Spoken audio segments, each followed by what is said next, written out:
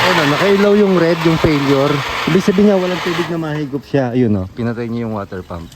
Yun. Ngayon, kapag bumalik yung flow ng tubig, ayun, oh, mandar na ulit, oh.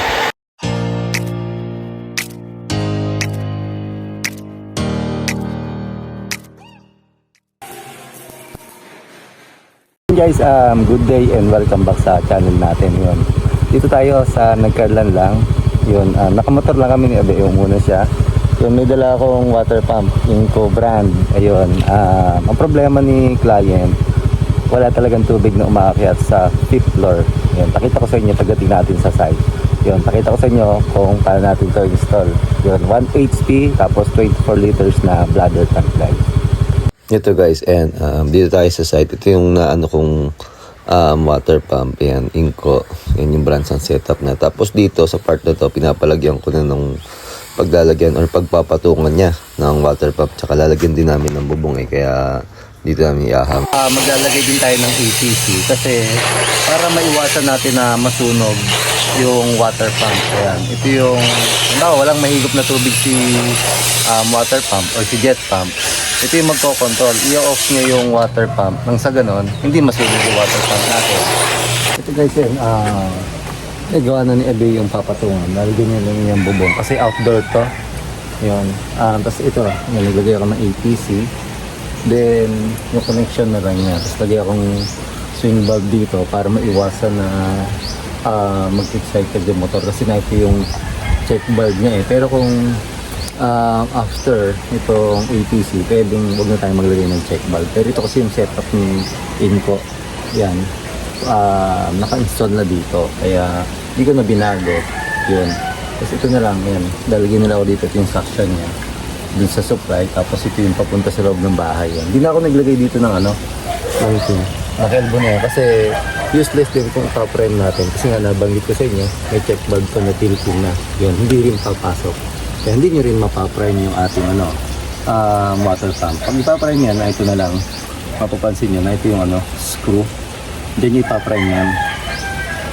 Yan. Ito, kumbaga bubuksan nyo lang yan, tapos yun sasali yung tubig para ma-prime si water pump. Yun naman hindi malimit gawin. Yan, bagong lagay lang yan. Pa-prime nyo. Pero kung malakas na yung tubig, yung flow ng supply niya, napasok dito kahit mahina or kaya umakyat. Yun. Kumbaga pupunta na rito by gravity, hindi nyo na kailangan i-prime. Pag andar niyan, magpapump na siya ng tubig. Ayan, sinetup natin. Bigay ko na rin yung APC, yun. Itong APC, meron na rin yung built-in na ganito, pressure switch. Pero ito kasi nakakabit na dito kaysa kalasin ko pa. Sayang naman. Ayan, kaya kinabit ko na. Then, pag nag-cut off ito, yun, walang ilaw si APC. Yan. Tapos before nyo pagganahin siya, check nyo rin to. Kailangan meron siyang mariread na 28 PSI. Kaya dito, yun o. Nakakay na 1.9 to 2 bar. Yun. Titignan nyo rin sa settings or sa specs ng inyong bladder tank kung ano ba yung meron kasi mas bababa sa 2 PSI. 29 PSI yung pre-charge niya or 2 bar. Yan. Kaya double check nyo rin yung specs ng inyong water pump. Nandun naman yan sa instruction manual. Kasi minsan, pag sobrang taas ng pre-charge, di ba malfunction din yung pressure ng tubig sa loob ng bahay nyo. Or minsan mahirapan din sa water pump. Kaya dapat tama yung pre-charge na. Pag napaunti naman, yun, pwedeng masira or mabutas to or under yung water pump ninyo. Yun. Tapos, mamaya, tetest natin daw. Pakita ko sa inyo. Ayan, bale, doon nyo dadalhin yung pakating yung tubig doon. Ayan, almost 5th floor, wala na talaga na. Kahit nga 2nd floor, wala na nadating na tubig sa kanila sa sobrang hina. Ngayon, okay na din yan. I-tap ko na rin yung kuryente na. Ayun, din ako sa mismong service entrance kumuha. Malapit sa service entrance. Pero load side yon.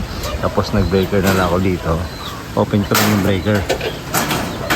Ayan, as off ko lang to. Kaya ko to in-off para ma-check natin kung nagana yung APC niya. Kailangan mag-failure yan. Yun. Mag-failure yung ating APC. Kasi pagka ganun, hindi namatay yan, pwedeng masunog yung water pump natin kasi naka-off na tayo. Ibig sabihin, wala mahigit ng tubig. Ano, nakailaw yung red, yung failure. Ibig sabihin nga, walang tubig na mahigop siya. Ayun o, pinatay niya yung water pump. Yun. Ngayon, kapag bumalik yung flow ng tubig, ayun o, mandar na ulit o. Yun ang trabaho ni ATC. Pag walang mahigop na tubig, i-off niya yung water pump. Ngayon, pag nagkaroon tubig na, automatic niya niyang i-on yung water pump. Tapos, check natin sa taas kung may tubig na. Ayan. Ayan, nilagyan nga pala ni Abe ng ng panara kasi nasa labas siya para hindi hindi prone na mawala. Ayan.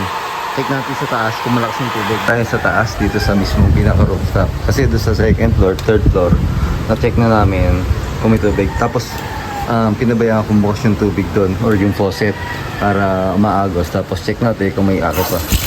Yun o, may tubig din dito sa rooftop. Ayan. Almost 5th floor na to. Ayan.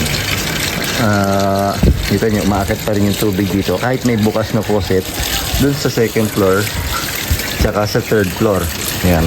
Imagine nyo gano'ng kataas to guys. Umaakit pa rin yun. Nandito yung water pump eh. Yung pinagpwestuhan natin ng water pump. Yun.